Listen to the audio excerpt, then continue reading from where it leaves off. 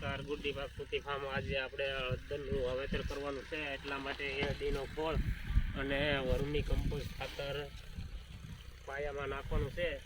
આપ જોઈ શકો છો.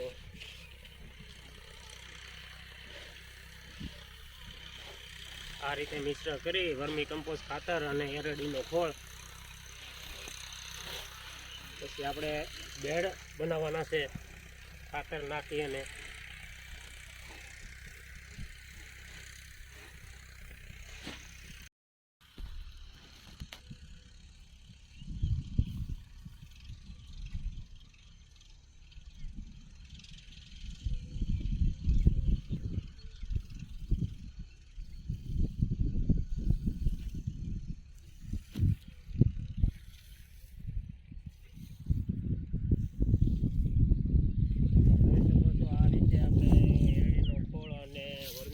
ખાતર પાયામાં આ રીતે આપીએ છીએ.